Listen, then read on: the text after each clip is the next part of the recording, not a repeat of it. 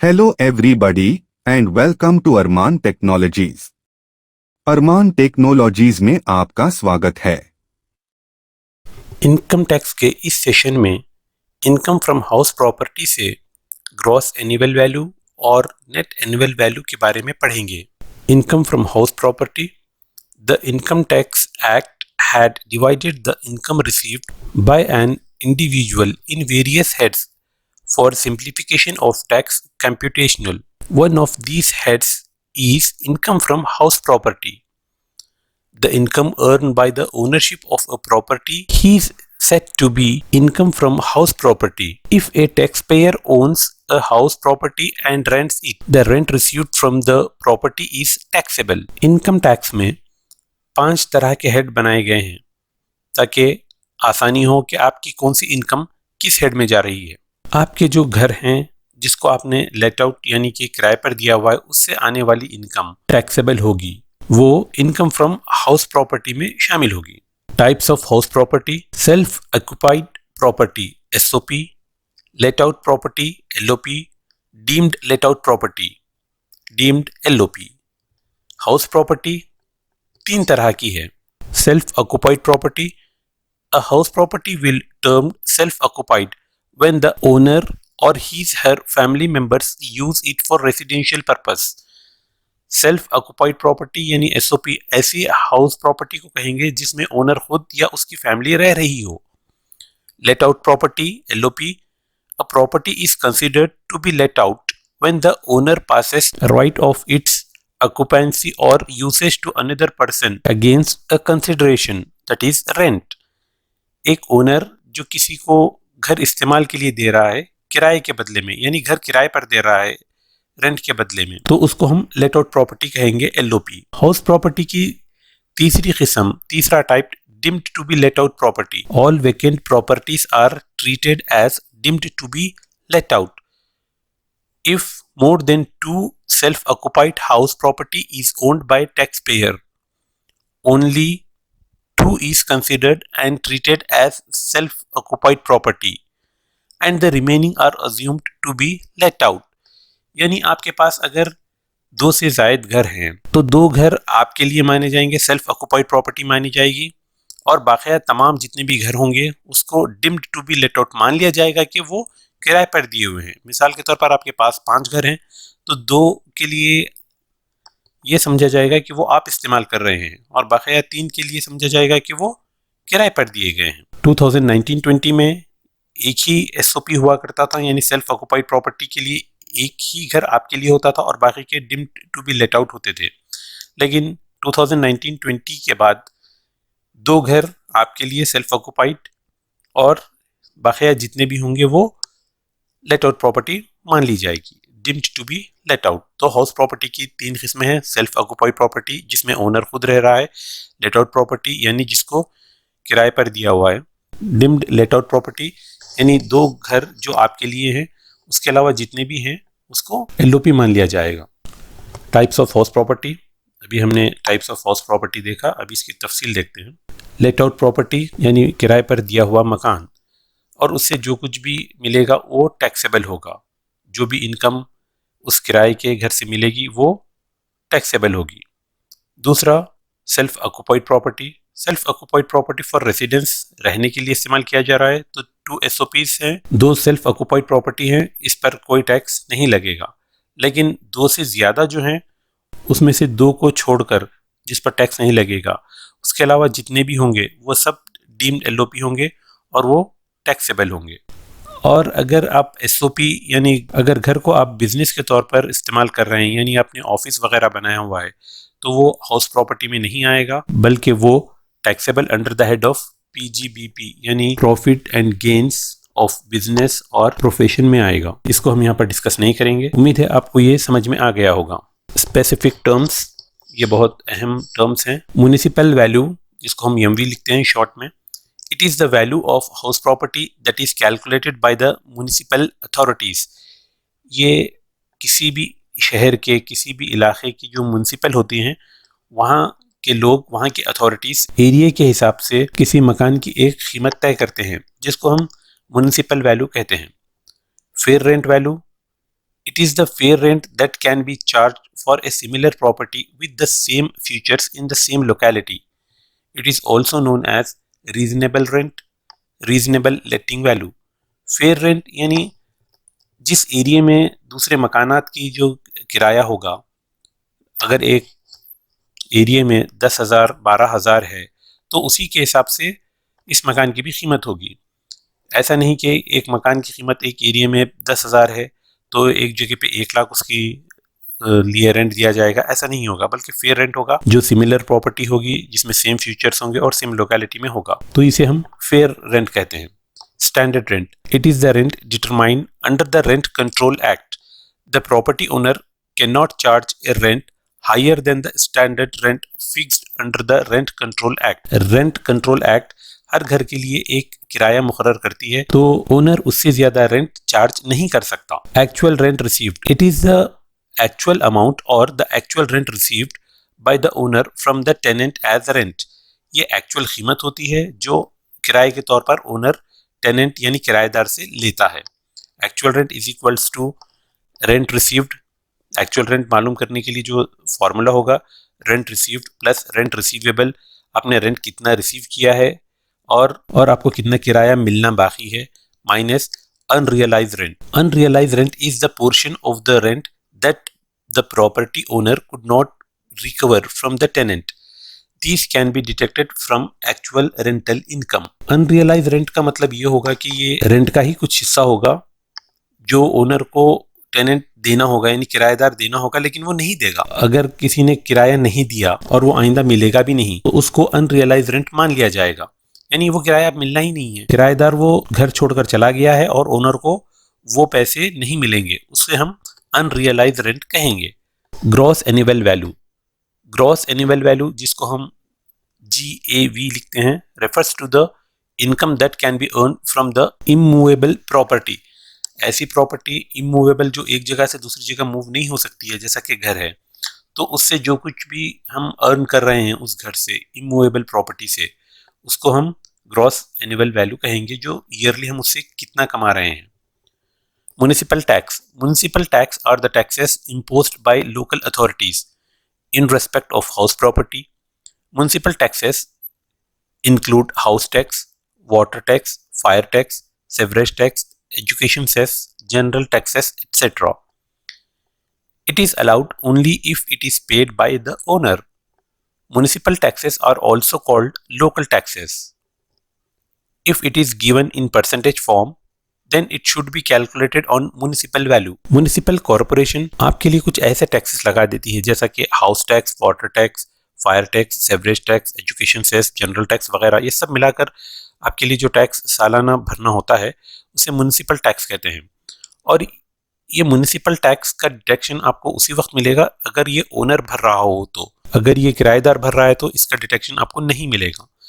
Municipal taxes को local taxes भी कहते हैं। अगर म्युनिसिपल टैक्सेस परसेंटेज के फॉर्म में दिए हैं तो इसको म्युनिसिपल वैल्यू से हम कैलकुलेट करते हैं म्युनिसिपल टैक्सेस को। Net annual value NAV, it is the value calculated as gross annual value minus municipal taxes paid. हमने ऊपर देखा ग्रॉस एनुअल वैल्यू यानी एक इमूवेबल प्रॉपर्टी से साल में आप कितने कमा रहे हैं, ठीक है, वो हो जाएगा ग्रॉस एनुअल वैल्यू। उसमें से आप म्युनिसिपल टैक्सेस पे कर रहे हैं तो जो कुछ आपके पास बचा रहेगा उसे कहेंगे net annual value. NAV is equals to GAV minus municipal taxes. Standard deduction under section 24A।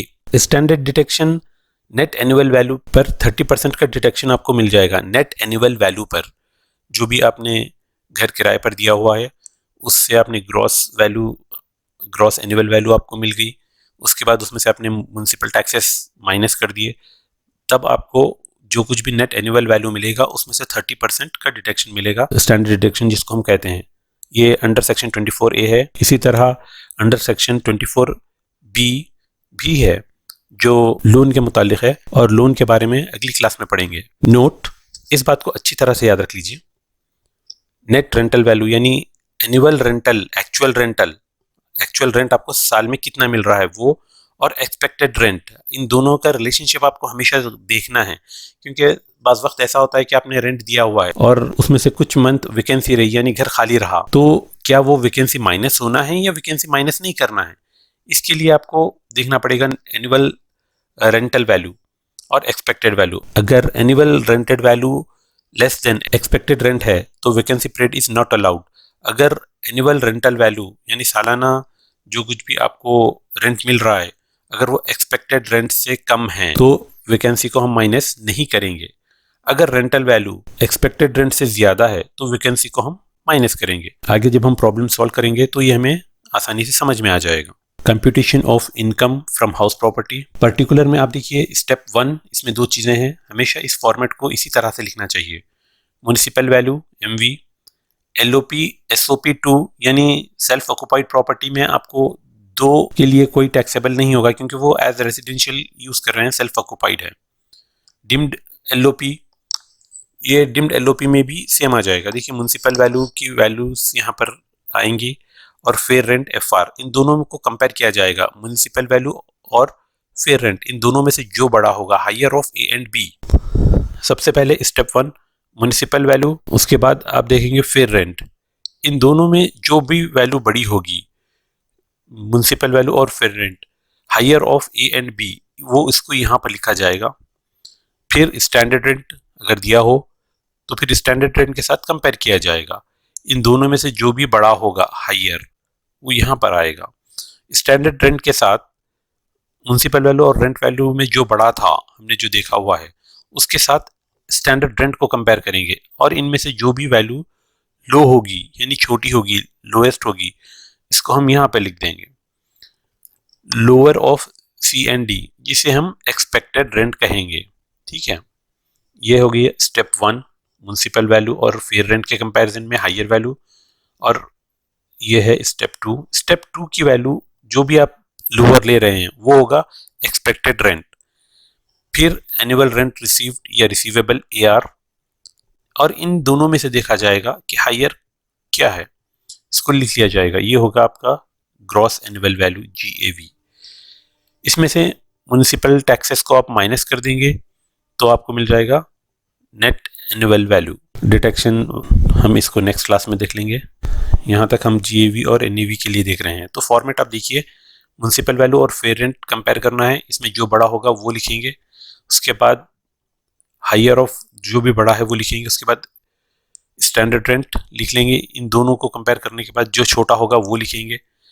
आपके पास आ जाएगा एक्सपेक्टेड रेंट और एनुअल रेंट आपके पास दिया होगा, और इन दोनों में हायर क्या है वो देखेंगे। ये ER और AR को आप अच्छी तरह से दिमाग में रख लीजिए क्योंकि इनमें से अगर वैल्यूज AR की वैल्यू छोटी है या बड़ी है इसी पे डिपेंड करेगा वैकेंसी माइनस होगी या नहीं। ठीक है, और इन दोनों में से जो भी बड़ा होगा वो हो जाएगा gross annual value. Gross annual value में से म्युनिसिपल टैक्सेस को हम माइनस कर देंगे तो मिल जाएगा NAV। चलिए अब बढ़ते हैं प्रॉब्लम की तरफ। देखिए इस प्रॉब्लम में कैलकुलेट ग्रॉस एनुअल वैल्यू पूछ रहा है कि GAV gross annual value of residential property of mister Ajay from the following particulars. इसके कुछ पर्टिकुलर्स दिए हुए हैं, आप इन सब को पर एनम में रखना चाहिए। यहाँ पर देखिए एक्चुअल रेंट 8500 पर मंथ है ये, इसको आप एनुअल में कन्वर्ट करना है। Municipal value 65,000 per annum, fair rental value 69,000 per annum, standard rent 55,000 per annum. During the previous year, the SSE could not realize 1 month, यानी अनरियलाइज 1 month, एक महीने का टेनेंट ने यानी किराएदार ने 1 महीने का रेंट नहीं दिया, अब वो मिलेगा भी नहीं। अनरियलाइज रेंट का मतलब तो यही है ना। And the house also remain weekend, और उसके बाद घर 3 महीने खाली रहा ड्यूरिंग प्रीवियस ईयर 2022-23। ठीक है, चलिए पहले हम इसका स्टैंडर्ड फॉर्मेट बना लेते हैं। कैलकुलेशन ऑफ हमें GAV पता करना है, इसलिए हमने GAV यहाँ पर लिखा हुआ है। उसके बाद पर्टिकुलर्स और एक तरफ अमाउंट रुपीज़ में। सबसे पहले म्युनिसिपल वैल्यू, म्युनिसिपल वैल्यू यहाँ पर 65,000 पर एनम है, 65,000 पर एनम में ही ये वैल्यू होनी चाहिए। फिर हम देखेंगे फेयर रेंट 69,000, ये हो गया स्टेप 1। अब इन दोनों में कौन बड़ा है? 69,000 बड़ा है, तो हम 69,000 को ही लिखेंगे नेक्स्ट स्टेप के लिए। Whichever is higher, step 1 की वैल्यू 69,000। इसके बाद देखेंगे स्टैंडर्ड रेंट 55,000 है, 55,000। इन दोनों में जो हायर था हमने लिख लिया, ठीक है। अब इन दोनों में जो लोअर है हम लिखेंगे 55,000। ठीक है, तो इन दोनों में जो लोअर है 55,000, ये है एक्सपेक्टेड रेंट। 55,000 तक मिलना चाहिए हमें। एक्चुअल रेंट के लिए वर्किंग नोट देख लीजिए। एक्चुअल रेंट है 8,500 पर मंथ।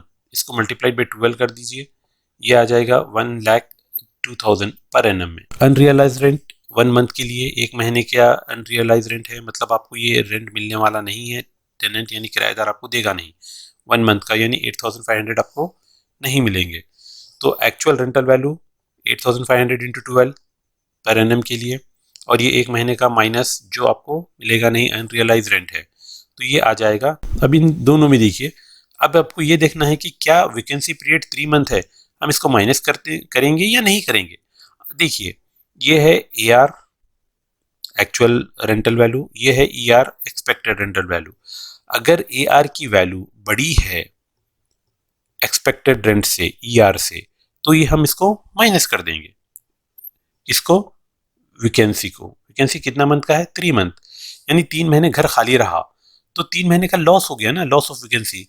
8,500 मल्टीप्लाइड बाई 3 हो जाएगा, वो लेस कर देंगे हम वैकेंसी पीरियड 3 मंथ इंटू 8,500। अगर ये वैल्यू ए आर यानी एक्चुअल रेंटल वैल्यू अगर छोटी होती है वैल्यू एक्सपेक्टेड रेंट से, तो हम इसको माइनस नहीं करते। ठीक है, अभी तो हम इसको माइनस कर रहे हैं क्योंकि ए आर की वैल्यू बड़ी है ई आर से, तो हम माइनस कर लेंगे इसको, तो ये आ जाएगा 3 मंथ की वैकेंसी में 25,500, यानी हम इसमें से तो बड़ी वैल्यू ले ही रहे थे। ठीक है, हाइयर वैल्यू फिर लोअर फिर हाइयर, हाइयर लोअर हाइयर, ऐसा होगा ना। अभी इसमें से हम 93,500 में से इसको वैकेंसी पीरियड को, 3 मंथ की वैकेंसी पीरियड को हम माइनस कर देंगे, तो हमारे पास आ जाएगा 68,000, जो कि हमारी ग्रॉस एनुअल वैल्यू है। अगला प्रॉब्लम, इस प्रॉब्लम में 2 घर दिए गए हैं और उसकी डिटेल दी गई हुई है। म्युनिसिपल वैल्यू दोनों घरों की, house 1 house 2, fair rent, standard rent, actual rent, ये 4 चीज़ें हमें चाहिए ना। ठीक है, चलिए सोल्यूशन में सबसे पहले हम फॉर्मेट बनाते हैं। हमें पता क्या करना है, compute gross annual value, right. ठीक है, तो पर्टिकुलर हाउस 1 और हाउस 2 हम लिखेंगे। सबसे पहले म्युनिसिपल वैल्यू, दोनों की म्युनिसिपल वैल्यू लिख लीजिए 40,000 और 60,000, 40,000 60,000। Fair rent 42,000 60,000। अब इन दोनों में जो भी बड़ा है 40,000 42,000 में कौन 42,000 बड़ा है। ठीक है, और ये तो 60 60, अगर दोनों सेम है तो हमें 60 ही लिखना है। देखिए, जिसकी वैल्यू बड़ी थी 42,000 और यहाँ पर दोनों सेम थे। स्टैंडर्ड रेट 41,000 और 50,000, स्टैंडर्ड रेंट 41,000 और 50,000। इन दोनों में जो छोटा होगा 42,000 और 41,000, इसमें से 41,000 छोटा है, तो 41,000 को यहाँ पे लिखेंगे। इसमें से 50 तो 50,000 छोटा है, तो हम यहाँ पे लिखेंगे। ये है एक्सपेक्टेड रेंट 41,000 और ये 50,000। अब actual rent, net rental value जो एक्चुअल है 40,000 54,000, 40,000 54,000, इन दोनों में जो वैल्यू हाइयर है, ठीक है, तो ये 41,000 है और इसमें 54,000 है। 41,000 54,000, ये हमारा ग्रॉस एनुअल वैल्यू है। होप कि आपको समझ में आ रहा होगा। इनकम फ्रॉम हाउस प्रॉपर्टी के प्रॉब्लम्स बहुत ही आसान होते हैं, बस इस पर थोड़ा सा कंसंट्रेशन देना होता है। अगला problem, determine the net annual value. यहाँ पर NAV पूछा गया है, net annual value of the house property from the following information. Municipal value हमारे पास है, फेयर रेंट है, स्टैंडर्ड रेंट है, एक्चुअल रेंट है। ठीक है, म्युनिसिपल टैक्सेस परसेंटेज में दिया हुआ है, तो हम इसको म्युनिसिपल वैल्यू से कैलकुलेट करेंगे। म्युनिसिपल टैक्स को पेड बाय द ओनर, ये ओनर ही देना चाहिए। अगर ये टेनेंट दे तो ये डिटेक्शन में नहीं आएगा। चलिए सोल्यूशन देख लेते हैं। सबसे पहले म्युनिसिपल वैल्यू 2,50,000, इसके बाद फेयर रेंट 3 लाख। अब इन दोनों में से जो भी हाइयर होगा उसको हम लिखेंगे। 3 लाख हाइयर है 2,50,000 से, स्टैंडर्ड रेंट 2 लाख। अब इन दोनों में से जो भी लोअर होगा। 2 लाख दोनों में से छोटा है, ठीक है। अब एक्चुअल रेंट 2,40,000, ठीक है। इन दोनों में से जो भी हाइयर होगा 2,40,000, तो 2,40,000 हमारा GAV हो जाएगा। तो ये GAV तो 2,40,000 हो गया, ठीक है। अब हम देखेंगे NAV हमें पता करना है, नेट एनुअल वैल्यू। बाज़ वक्त ऐसा भी पूछा जाएगा कि डिटरमाइन एनुअल वैल्यू, तो मतलब वो नेट एनुअल वैल्यू ही होगा, सिर्फ एनुअल वैल्यू पूछेगा। वर्किंग नोट में देखिए म्युनिसिपल टैक्स है 10% ऑफ म्युनिसिपल वैल्यू, 10% है म्युनिसिपल वैल्यू का, 10% इंटू म्युनिसिपल वैल्यू हमारे पास है 2,50,000, तो 2,50,000 को हम 10% से मल्टीप्लाई करेंगे, वो हो जाएगा 25,000। तो 25,000 हम ग्रॉस से हम माइनस कर देंगे। नेट एनुअल वैल्यू 2,40,000 ग्रॉस हमारे पास वैल्यू थी, इसमें से हमने म्युनिसिपल टैक्स माइनस कर दिया 25,000, तो हमारे पास नेट एनुअल वैल्यू है 2,15,000। क्लियर। नेट एनुअल वैल्यू के लिए NAV मालूम करना है आपको, तो पहले GAV मालूम करना पड़ेगा माइनस टैक्सेस। अगला प्रॉब्लम, इसमें भी 2 घर का दिया हुआ है। देखिए चलिए सोल्यूशन की तरफ चलते हैं, लेकिन इसमें determine the gross annual value पूछा हुआ है, नेट एनुअल वैल्यू नहीं, ग्रॉस एनुअल वैल्यू है। इसमें कुछ डेटा मिसिंग है, जैसे फर्स्ट हाउस में स्टैंडर्ड वैल्यू नहीं है और सेकंड में वैकेंसी पीरियड नहीं दिया हुआ है, ठीक है। चलिए पहले हम स्टैंडर्ड फॉर्मेट बना लेते हैं। ग्रॉस एनुअल वैल्यू के लिए house X, house Y, municipal value 40,000 और 1,60,000 दोनों हाउसेस का, फेयर रेंट 48,000, 1,50,000। हाउस X में बड़ी वैल्यू है इन दोनों में से 48,000 और इसमें 1,60,000 हाईएस्ट वैल्यू हम जो लेंगे, ठीक है। 48,000, 1,60,000। स्टैंडर्ड रेंट यहाँ पर मिस है, यानी इसको हम जीरो नहीं लिखेंगे, ये नॉट एप्लीकेबल होगा। इसका मतलब ये है कि ये NA है, नॉट एप्लीकेबल, ये जीरो नहीं है, ठीक है। और इसका यहाँ पर दिया हुआ है स्टैंडर्ड रेंट 1,20,000। अब इन दोनों में जो भी लोएस्ट है और इन दोनों में जो भी लोएस्ट है, इन दोनों में ये तो NA है, NA का मतलब जीरो नहीं होगा, तो ये 48,000 ही आ जाएगा। इसमें 1,20,000 लो है, 1,60,000 से एक्सपेक्टेड रेंट 48,000। इस बात का ध्यान रखिए, ये जीरो नहीं होगा, स्टैंडर्ड रेंट नॉट एप्लीकेबल है। और यहाँ पर 1,20,000 एक्चुअल रेंट पर मंथ में दिया हुआ है। आप इसको मल्टीप्लाई बाई 12 कर सकते हैं, 12 करने के बाद ये आपको पर एनम आ जाएगा। एक्चुअल रेंट पर मंथ है, एक्चुअल रेंट, एनुअल रेंट आप देखिए 5,000 का आ जाएगा, 60,000 और 9,000 जो पर मंथ था वो आ जाएगा पर एनम 1,08,000, ठीक है। अब वैकेंसी पीरियड है, यहाँ पर देखिए AR की वैल्यू, AR ये है ER एक्सपेक्टेड रेंट, तो एनुअल वैल्यू, एनुअल रेंट की वैल्यू बड़ी है, तो हम इसको माइनस कर सकते हैं, ठीक है।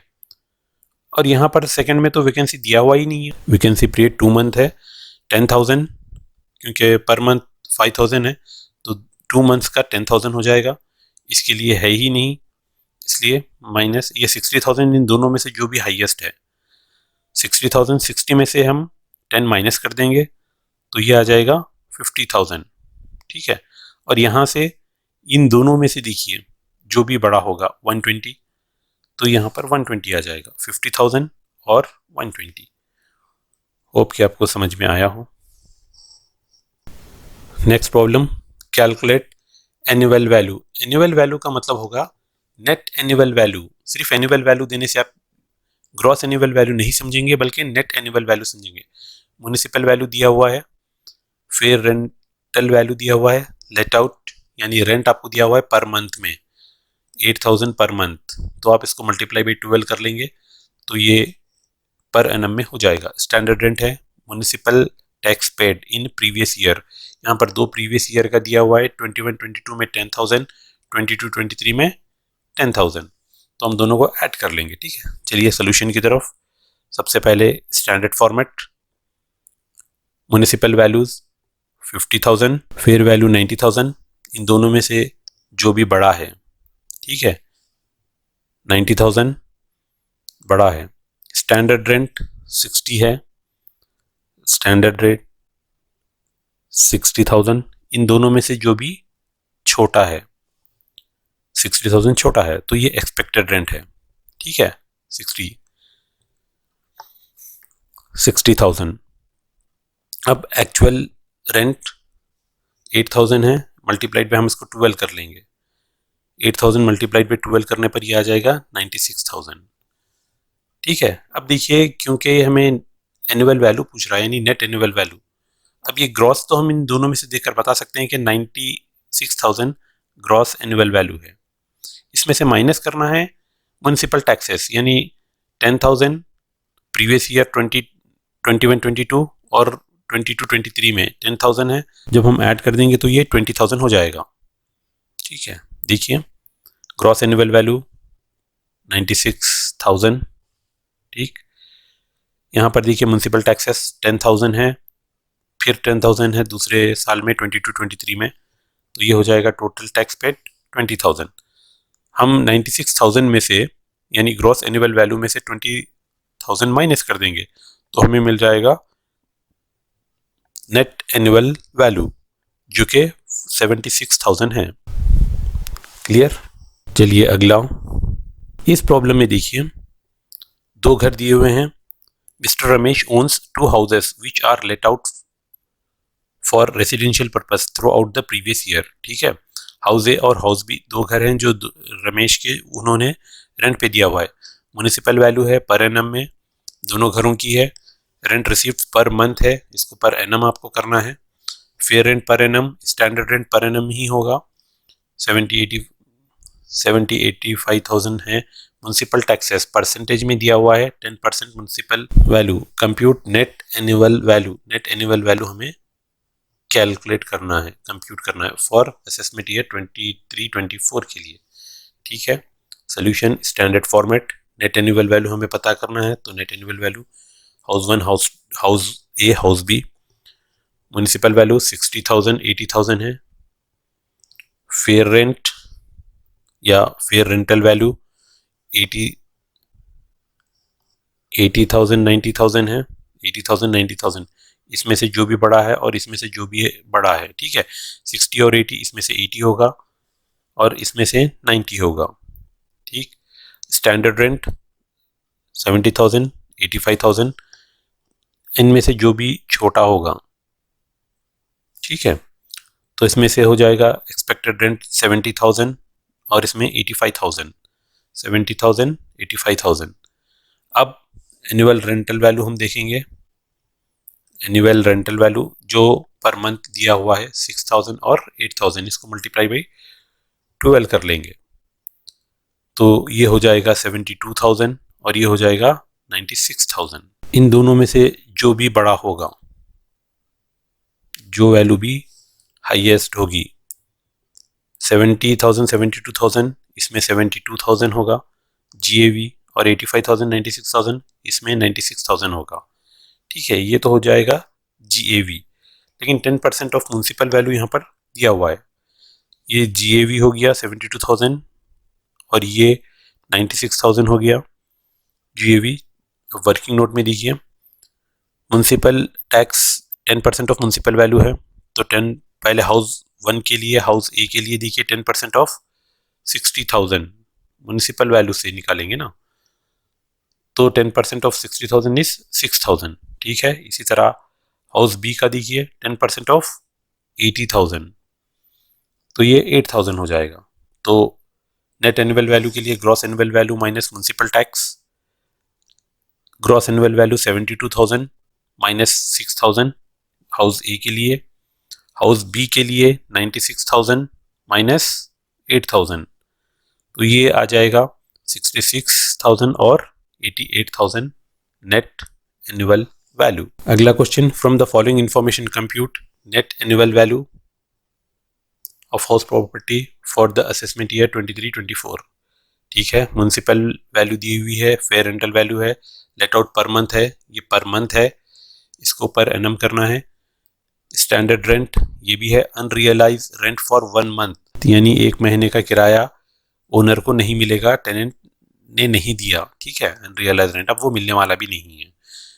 Municipal tax paid by owner of house property, अब ये परसेंटेज में नहीं दिया हुआ है, रुपीस में दिया हुआ है, फिगर में 20,000। ठीक है, चलिए सोल्यूशन देख लेते हैं। स्टैंडर्ड फॉर्मेट, हमें पता करना है नेट एनुअल वैल्यू, इसलिए net annual value particulars amount rupees में, म्युनिसिपल वैल्यू 1,80,000, इसके बाद फेयर रेंट 1 लाख। ठीक है, इन दोनों में जो भी हाईएस्ट है तो 1,80,000 हम लिखेंगे। Standard rate 1,20,000। ठीक है, इन दोनों में जो भी लोएस्ट है तो 1,20,000 हम लिखेंगे जो एक्सपेक्टेड रेंट है। ठीक, अब एक्चुअल रेंट यानी पर मंथ में दिया जा रहा है 16,000, इसको मल्टीप्लाइड बाय 12 करेंगे तो ये आ जाएगा एनुअल वैल्यू, लेकिन इसमें एक मंथ का अनरियलाइज रेंट भी है, मतलब वो नहीं मिलेगा। 16,000 मल्टीप्लाइड बाय 12 ये हो जाएगा 1 ईयर का एनुअल रेंटल वैल्यू। ठीक है, 1 ईयर का रेंट, लेकिन एक महीने का इसमें से टेनेंट देगा ही नहीं, दिया ही नहीं है, तो वो उसको माइनस कर देंगे, तो ये आ जाएगा 1,76,000। इनमें से जो भी बड़ा है, हाईएस्ट है जो वैल्यू भी, यानी 1,76,000, ये हो जाएगा gross annual value. Gross annual value में 1,76,000 में से 20,000 जो कि म्युनिसिपल टैक्स है इसको हम माइनस कर देंगे। ठीक है, ग्रॉस एनुअल वैल्यू 1,76,000 और म्युनिसिपल टैक्स यहाँ पे परसेंटेज में नहीं दिया हुआ है ना 20,000, तो हम इसको माइनस कर देंगे, gross annual value minus municipal tax, तो ये हमें मिल जाएगा net annual value. Net annual value is 1,56,000।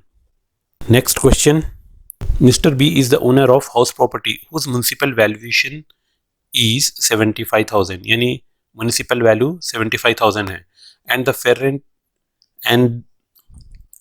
fair rent is 80,000, fair rent 80,000 है। The construction of property commenced on 1st January and completed on 30th April। ठीक है, यानी वो property जो बनाई जा रही थी 1 जनवरी से शुरू किया गया था काम, 30 अप्रैल को कंप्लीट हो गया। The building consist of 3 units, इसमें इस बिल्डिंग में 3 यूनिट हैं, यानी 3 अलग अलग पोर्शन है। उसके नाम है इज लेट आउट, और वो तीनों भी किराए पर दिए गए हैं, X Y and Z, on annual rent 30,000 per unit.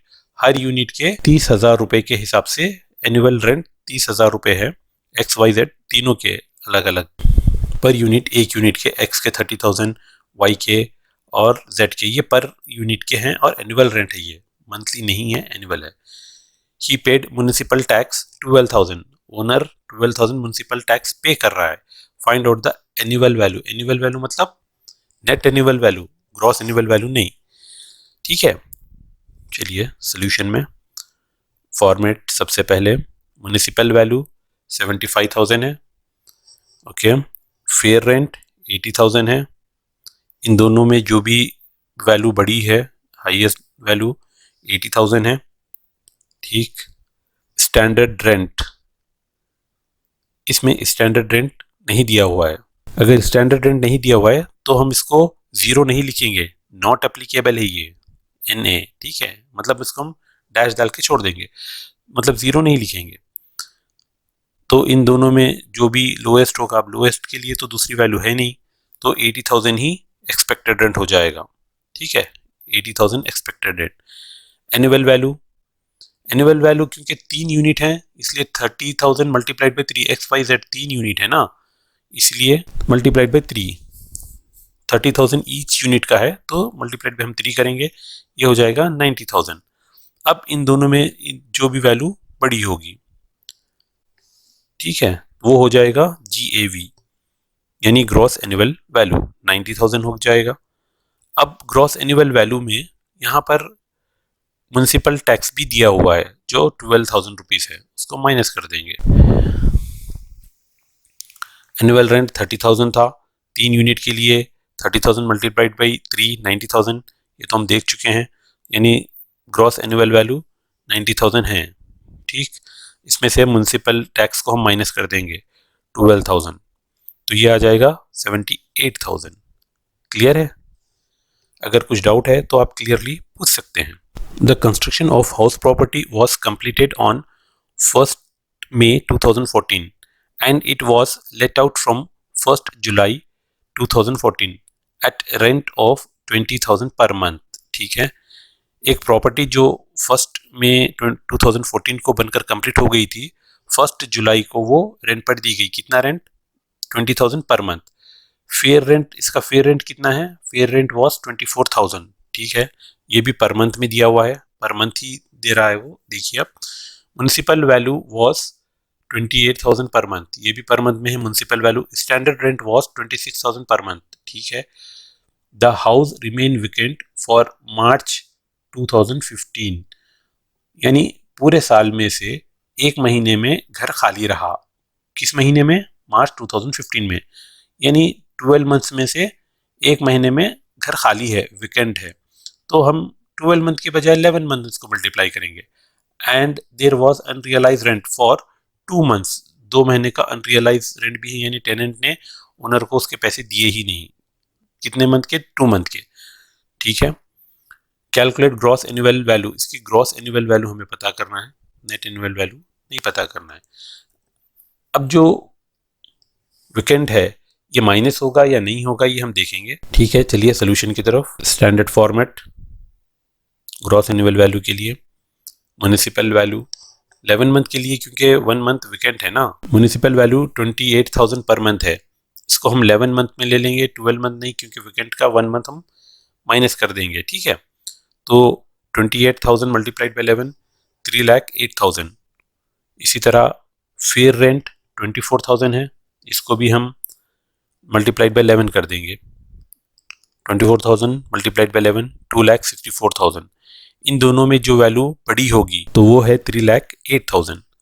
Standard rent दिया हुआ है 26,000, वो भी पर मंथ में है, तो 11 मंथ के लिए हम देखेंगे स्टैंडर्ड रेंट 26,000 मल्टीप्लाइड बाई 11, 2,86,000।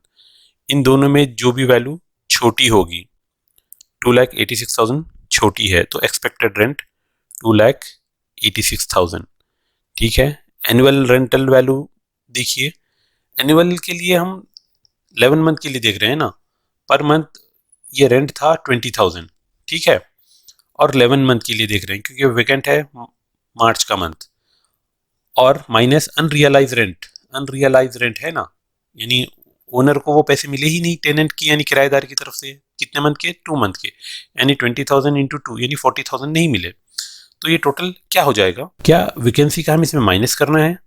नहीं, क्योंकि नेट एनुअल वैल्यू यानी AR छोटी वैल्यू है ER से, तो ये नहीं माइनस होगा। ठीक है, चलिए देखिए, नोट में लिखा हुआ है as net rental value is less than ER यानी एक्सपेक्टेड रेंट स्टेप 2 वैल्यू, ये आपका स्टेप 1 हो जाएगा, ये आपका स्टेप 2 वैल्यू हो जाएगा। ठीक है, स्टेप 2 वैल्यू यहाँ पर है। Step 2 value, deduction for vacancy period is not allowed, जो हमने नोट्स में देखा था। ठीक है, तो वैकेंसी तो माइनस नहीं होगी। विच एवर इज हाइयर, अब इन दोनों में जो भी बड़ा है, 2,86,000, तो ग्रॉस एनुअल वैल्यू 2,86,000 होगी। एक और क्वेश्चन देख लेते हैं। Mister Anil let out 1 house at 10,000 per month. ठीक है, 10,000 पर मंथ का किराए पर अनिल को वो घर मिल गया है रेंट पे। It's fair rent is 12,000 per month, fair rent 12,000 है। Municipal valuation 14,000 per month and standard rent is 13,000 per month. ठीक है, स्टैंडर्ड रेंट भी है। The house remained vacant 2 month, घर 2 महीने खाली रहा। There was unrealised rent for 1 integer 1/2, यानी 1.5 महीने का किराया ओनर को नहीं मिला टेनेंट की तरफ से। Calculate gross annual value for the assessment year 24-25। ठीक है, सोल्यूशन फॉर्मेट, सबसे पहले म्युनिसिपल वैल्यू 12 मंथ के लिए हम देखेंगे 14,000 है per month into 12, 1,68,000। Fair rent 12,000 per month है, 12 मल्टीप्लाइड बाई 12 अगर हम करेंगे तो 144,000 है। अब इन दोनों में जो भी बड़ा होगा हायर वैल्यू होगी, 1,68,000। स्टैंडर्ड रेंट 13,000 पर मंथ है, तो मल्टीप्लाइड में हम उसको 12 भी कर लेंगे, तो ये हो जाएगा 1,56,000। अब इन दोनों में से जो भी छोटी वैल्यू होगी, लोअर वैल्यू होगी, यानी 1,56,000, ठीक है, ये है एक्सपेक्टेड रेंट। अब एक्चुअल रेंट देखिए आप, अभी तो हम वैकेंसी नहीं माइनस कर रहे हैं क्योंकि हमने 12 12 12 ही लिया है ना हर जगह। वर्किंग नोट में देखिए एनुअल रेंट 10,000 है, ठीक है, 10,000 मल्टीप्लाइड बाई 12, तो 1,20,000 ये हो जाएगा एनुअल रेंट। और अनरियलाइज रेंट कितना है, 1 इंटीजर 1/2 का मतलब 1.5 मंथ यानी 1.5 महीना, मल्टीप्लाइड बाई 10, 15,000 अनरियलाइज रेंट भी हो जाएगा, ठीक है। तो हम 12, अभी हमने वैकेंसी माइनस नहीं की हुई है, 1,20,000 annual rent minus unrealised rent हम कर देंगे, तो ये हमारे पास एक्चुअल रेंटल वैल्यू आ जाएगी। 10,000 मल्टीप्लाइड बाई 12 1,20,000 हो जाएगा, माइनस ये 15,000 आपको जो दिख रहे हैं, ये है अनरियलाइज रेंट यानी 1.5 महीने का जो ओनर को नहीं मिला पैसा। जब हम इसको माइनस करेंगे 1,05,000 आ जाएगा, विच एवर इज हाइएस्ट। अब आप देखिए यहाँ पर 1,05,000 है, ठीक है, ये वैल्यू बड़ी होनी चाहिए थी AR, लेकिन ये वैल्यू छोटी है ER, तो यहाँ पर वैकेंसी माइनस नहीं होगी। As rental value is less than ER यानी expected rent step two value, deduction for vacancy period is not allowed. तो इन दोनों में जो हाईएस्ट है 1,56,000, ये हो जाएगा GAV। क्लियर? उम्मीद है आपको ये समझ में आया होगा। 2 प्रैक्टिकल प्रॉब्लम्स आपके लिए दिए जा रहे हैं, एक UGC नेट का प्रॉब्लम है, इसका आंसर भी दिया हुआ है, और एक CA से दिया हुआ है जिसमें 5 घर हैं और 5 की डिटेल्स दी हुई है। स्टैंडर्ड रेंट इसमें 1-2 जगह पर मिस है। इन 5 घरों के GAV का आंसर भी दिया हुआ है। आप इनको प्रैक्टिस कीजिए, अगर कुछ नहीं समझ में आता है तो पूछ सकते हैं। उम्मीद है ये सेशन आपके लिए यूजफुल रहा होगा। मिलते हैं अगले सेशन में। Thank you. धन्यवाद।